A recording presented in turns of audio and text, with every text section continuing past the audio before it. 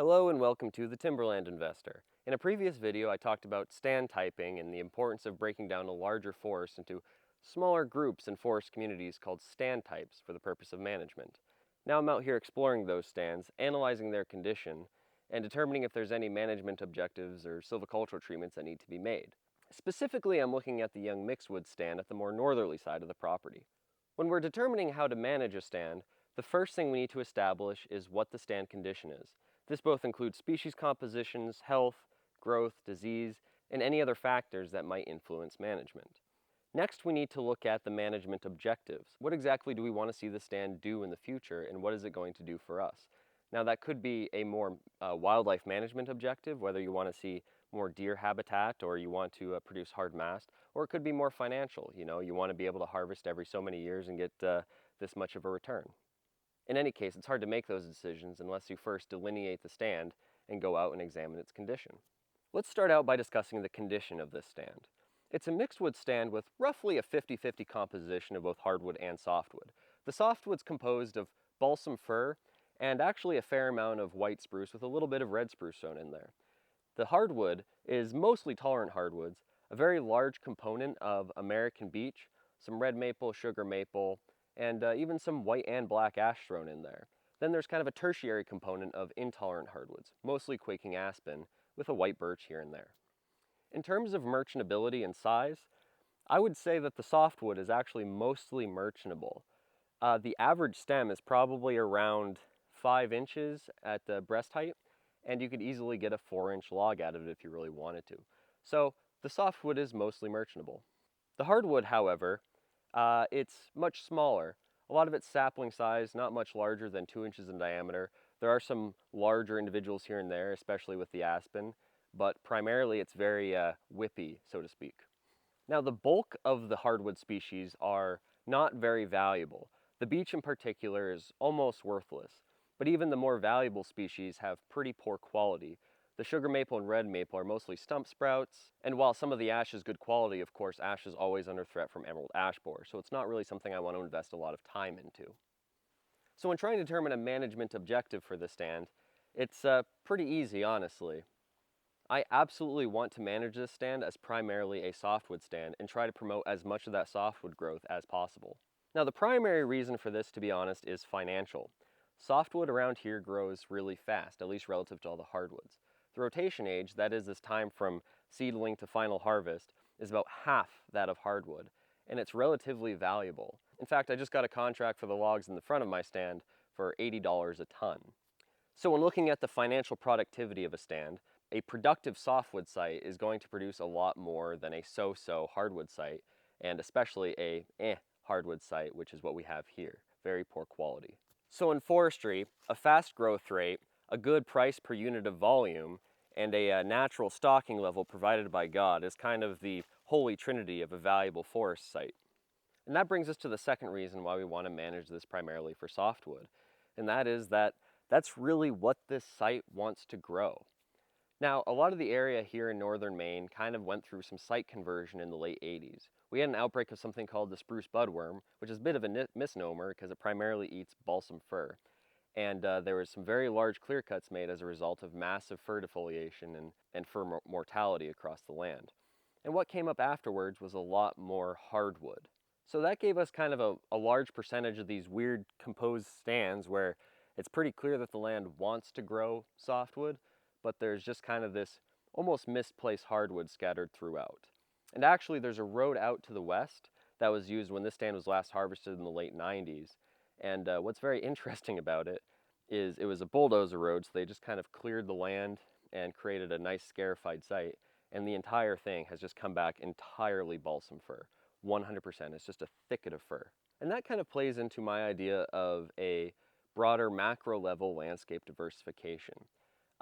If you walk around any of the woods in this township or this general area, keep in mind I have a camp not very far from here, so I've grown up here and have walked through most of these lands. This kind of beech dominant mixed wood stand is very prevalent. It's almost a monoculture of the same type of stand everywhere. I think this land is in dire need of some younger softwood, If I could move my land more in that direction and create more of that habitat that is scarce elsewhere around here, I think that would be really great. So now that we've determined our stand condition and our stand objective, the question is whether or not we're going to need any sort of silvicultural treatment. That is to say, any sort of mechanical or chemical treatment that can better move the stand in the direction we want to see. Maybe it's a harvest. Should we harvest a stand? While I could technically cut and sell a lot of the standing fir and spruce trees, it really wouldn't be a good idea. They're growing very quickly, they're very healthy, and they're not really crowding each other out, so a thinning wouldn't really make sense. I would turn the well-stocked stand into an understocked stand, and I'd probably just produce more room for the beech to come in. And it would work counter to my objective because the total stand composition would move more in favor of hardwood than softwood. That doesn't mean we aren't going to treat this stand, however. I actually think this is a great candidate for a pre-commercial treatment. That is to say, a treatment that's more focused on unmerchantable smaller species. In some cases, this might be called timber stand improvement. So what are we going to do? Well, let's talk about the beech. Now, you may have heard me talk about this before, but this is American beech, and I really hate this tree with a passion. It didn't used to be so bad. It used to be a really important wildlife species. It grew nice and straight. It was never really that valuable for lumber, but it was an important wildlife species, and it kind of had a certain beauty to it. But then in the early 1900s, there was a beech bark disease that kind of hit. It was invasive, and it's kind of destroyed the species. It hasn't killed it like American chestnut has disappeared from the landscape, but it has severely limited its potential while not really hindering its reproductive ability all that much. Now, the mass production is pretty much non-existent with the species when they're hit with beech bark disease. And I do want to preface this by saying that there's kind of a difference in the condition of beech bark disease across the country. Here, the infection rate is basically 100%. And I know in some places, and I've been to New Hampshire and New York, where you can still see some very good quality beech trees. That is not the case up here. They are all bad. And they don't produce mast. I have seen some beech nuts, but in my entire years in the woods, I think maybe there was 1 or 2 years where I saw any at all, and it was a handful across the entire season. But they don't really need those seeds to reproduce, because they can actually reproduce through cut stumps and roots.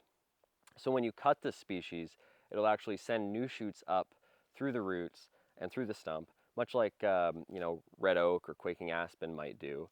But unlike those other species, this is a lot less valuable and creates a lot more problems. Now, I said earlier that the stand was roughly 50-50 softwood and hardwood. And of that hardwood, I'd probably say 60% of it or more, maybe even up to 70%, is just American beech, at least by stem count. Actually, by stem count, it's probably more like 80% because they're pretty small stems. Now, here's why that's a problem. Beech is actually an extremely adaptable and prolific species, despite it being disease-ridden.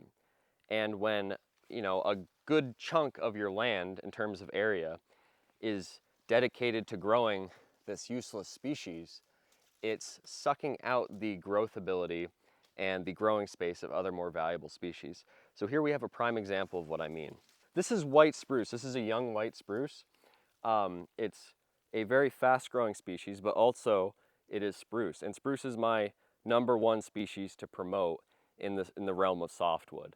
It is a lot more rot-resistant than balsam fir. It's a lot more wind-firm, and it's more long-lived. So this is the type of tree I absolutely want to see growing on this property.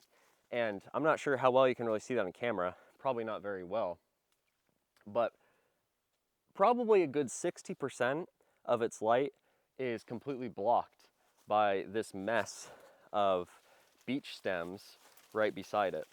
And there's probably 7 stems that are growing up from a single root, all surrounding it and taking up not only its growing space, but the amount of light that can reach its needles. So the growth is being limited and throttled down by a useless species.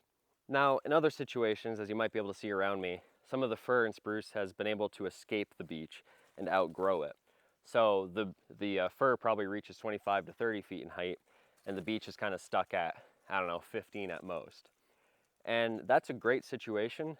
That means that the fir and spruce is no longer encumbered by the beech, but the beech still poses a problem. It's very thick, it's very annoying, it's multi-stemmed, It's very whippy. It gets everywhere. It's going to create substantial costs when we actually do come back to harvest, because it's not going to disappear. It's going to stay here. It's going to get thicker. More stems are probably going to sprout up, and the entire mid-story and understory is going to be dominated by this beech. And so when you come in here with a machine, or if you come in here, with your chainsaw and you want to harvest yourself, however you do your harvest, whether it's a feller buncher or a processor, this is going to create problems. It's going to create a more difficult harvest. It's going to create a less accessible harvest, which is going to decrease your financial return. Now, professionally in the woods, loggers, or at least around here, they kind of refer to this as dirtiness. If they call a stand dirty, this is what they're referring to. It's full of small, unmerchantable stems that get in the way, break hoses, cause problem, and a myriad of other things. Nobody wants to work in a dirty stand. So if we have the opportunity to clean a stand up and we can do it cheaply, easily, and efficiently, we absolutely should do it. So those two factors together make a pre-commercial treatment targeting the beech not only advantageous, but really a no-brainer. Now, in some situations, like with a young softwood stand that's too dense, you might use pre-commercial thinning and mechanically go and cut out some of the younger stems. But that's not going to work with beech because it's just going to grow back, and it's going to grow back with more stems, kind of like the hydra. Luckily, it's a species that's very vulnerable to herbicide. But because there are various species of hardwood here, and I really just want to target the beech, I have to individually apply the herbicide to those trees. And the way we do that is with a system called hack and squirt, which is exactly what it sounds like. I go with a machete, I go up to the stem, I slice into the stem a little bit, and then I spray some herbicide into the cambium. Now that might seem kind of intensive, and it is, but it's actually not as bad as it sounds. I can get through about 7 acres a day, and that's not a full day. I usually get pretty tired and your hand gets kind of sore by the end. But most importantly, it's a very selective treatment, so it allows you full control over which trees live and which trees die. There's really not any sort of collateral damage, so to speak. And given the condition of this stand and its high value, this is going to ensure that this stand is as productive as possible and as valuable as possible in the future. So I'm going to be preparing for that treatment, and I'll administer it in probably the next few weeks. And then after that, it'll just be a matter of waiting. I'd imagine I'd be able to come back here in commercial thin probably in 7 to 10 years, and then I'll be able to get a little bit of a financial return for this investment. And of course, I'll be making a video about it and everything, so stay tuned for that. Well, that's all for now. Next time we're going to be talking about a young hardwood pole stand. And if you enjoyed this, please like and subscribe for more. We're going to be doing a lot more across this property, and it's going to be really exciting. So until next time, see you later.